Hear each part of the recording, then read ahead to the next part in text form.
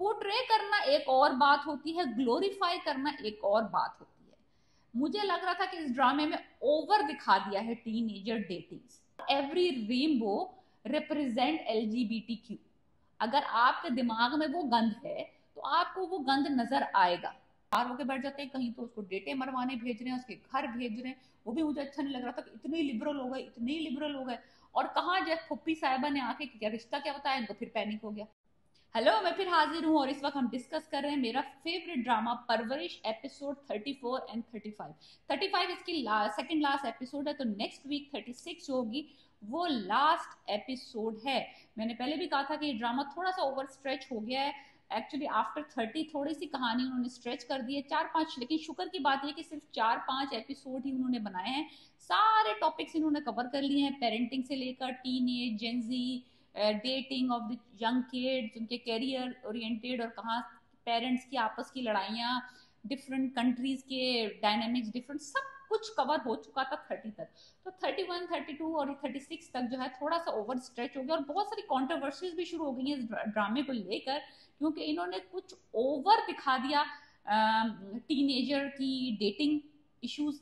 लेकिन जो डायरेक्टर साहब हैं इनके, जो कि बॉस का प्ले कर रहे हैं रोल इस ड्रामे में, वो उन्होंने इसको इस तरह जस्टिफाई किया है इस बात को कि भाई हमारे जो सोसाइटी है, यानी कि पाकिस्तानी जो सोसाइटी है, उसमें 15-16 साल के बच्चे डेट कर रहे हैं कि नहीं कर रहे हैं। कर रहे होंगे, कर रहे हैं डेफिनेटली। तो हम उसको उसी को पोर्ट्रे कर रहे हैं। पोर्ट्रे करना एक और बात होती है, ग्लोरीफाई करना एक और बात होती है। मुझे लग रहा था कि इस ड्रामे में ओवर दिखा दिया है टीनेजर डेटिंग्स। हमें एक्चुअली इसको डिस्करेज करना चाहिए था, ना कि इनकरेज करना चाहिए था कि भाई वो इतने उसको ग्लोरीफाई किया एक्चुअली एक तरीके से। ऊपर से अमल को भी एक और बंदा दिखा दिया जो कि असिस्टेंट डॉक्टर टीचर का कोई असिस्टेंट है, उसके साथ भी उसको इन्वॉल्वमेंट दिखा दी है।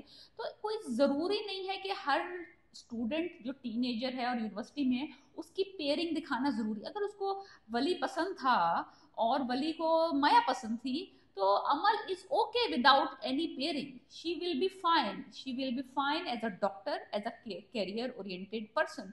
लेकिन उन्होंने पाकिस्तान में पेयर और कपल बनाने का जो ड्रामों में रिवाज है ना, इसको इस ड्रामे में नहीं दिखाना चाहिए था। क्योंकि मेरा फेवरेट ड्रामा ये था बिकॉज जब इन्होंने दिखाया बहुत नेचुरल एक्टिंग, बहुत नेचुरल सिनेरियोज दिखाए, बहुत चीजें अच्छी दिखाई। लेकिन 2-4 चीजें फिर उन्होंने एक कंट्रोवर्सी ये भी चली कि जब वो उन्होंने दिखाया एक सीन, उसमें पीछे जो है वो एक हार्ट बना हुआ, उसमें LGBTQ का जो रेनबो का पोस्टर, तो उन्होंने कहा कि भाई ये जो है जो same sex kind of situation है वो प्रमोट कर रहे हैं। मैं उससे एग्री नहीं करती। That can be in their just because not every rainbow represent LGBTQ। अगर आपके दिमाग में वो गंध है तो आपको वो गंध नजर आएगा। अगर आप ऐसे बहुत सारे बच्चों के कमरों में रेनबो पेंटेड होती हैं, बहुत सारी बुक्स में स्टोरीज हैं जिसमें रेनबो होती है, बहुत सारी जो हम सिखाते हैं कलर्स बच्चों को, उसमें रेनबो के हिसाब से दिखा। इसका मतलब ये नहीं कि एनी रेनबो रिप्रेजेंटिंग LGBTQ। सो हमें ना ये डिफरेंशिएट करना चाहिए कि इतना ऑब्सेस नहीं करना चाहिए किसी चीज को लेके कि you know what I mean. So just that was over. हाँ, जहां तक टीनेजर की डेटिंग का चक्कर था वो थोड़ा सा मुझे भी बॉदर करा था एक्चुअली। मैंने बोला नहीं क्योंकि मैंने कहा कि maybe they are trying to educate, but that is not something we want to educate young kids.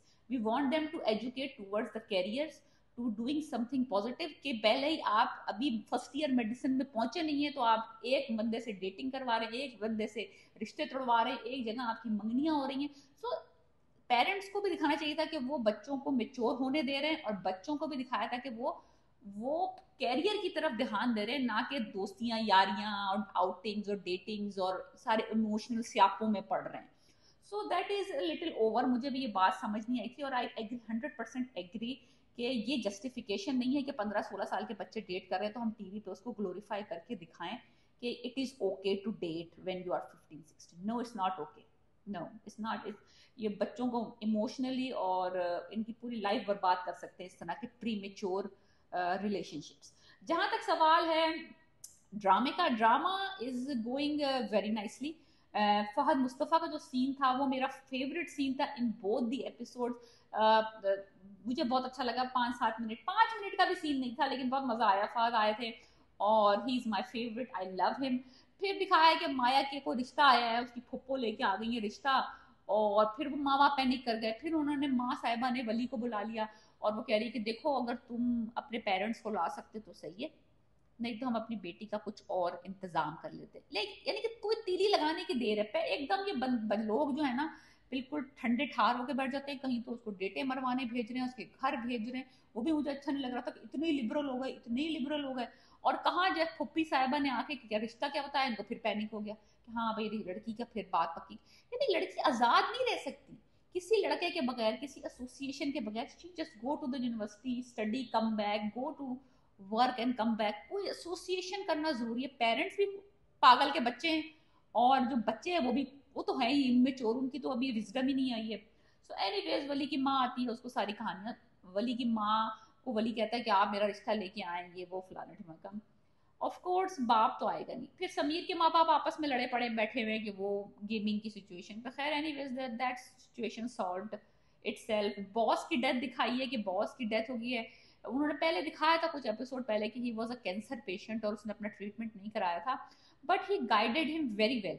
वली का कैरियर उसने किक स्टार्ट किया एक तरीके से, उसको गाइड किया, उसको ट्रेन किया उसको।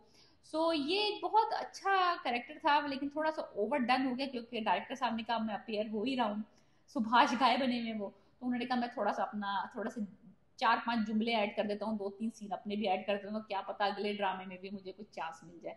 सो एनीवेज थोड़ा सा ओवर हो गया था डायरेक्टर साहब के अपने सीन्स। लेकिन एनीवेज ही डाइड, वो सीन बड़ा ट्रेजिक था। फिर कब्रिस्तान में नुमान एजाज और समर का जो सीन था, वो मुझे समझ नहीं आया कि उसने वो कब्र की मट्टी उठा के अपने सीने पे क्यों मली है। उसका क्या, यानी कि क्या अपने बाप को घूरते हुए देख के क्या, यानी कि अपने सीने पे जो मट्टी मल रहा है वो क्या सिंबलाइज करना चाह रहे थे, कि क्या दिखाना चाह रहे थे, कि यानी कि मुझे कुछ समझ नहीं। अगर आपको समझ आया कि उसका मकसद क्या था वो कब्र की मट्टी जिस्म पे मलने का, लेट मी नो। कि मुझे वो सीन बड़ा कंफ्यूजिंग लगा कि अपने बाप को देख के कब्र की मट्टी उठा के मल रहा है अपने ऊपर। What is he is trying to imply.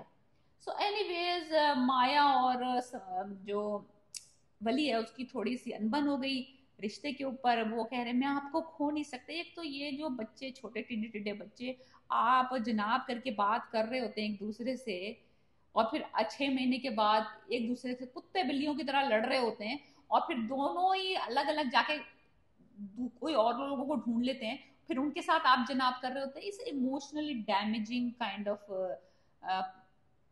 Scenarios. So I don't agree कि ये दिखाने चाहिए थे इतना too much of teenage dating Parwarish का। ये बहुत फ्लॉ रहेगा मेरे नज़र में। ड्रामा बहुत अच्छा शुरू हुआ था, ड्रामा 30 तक बहुत अच्छा था, बहुत सारे सिनेरियोज, बहुत सारे लेसन्स, फैमिली डायनामिक्स बहुत अच्छी थी, एक्टिंग बहुत अच्छी थी, लिखा हुआ बहुत अच्छा था, डायरेक्शन बहुत अच्छी थी।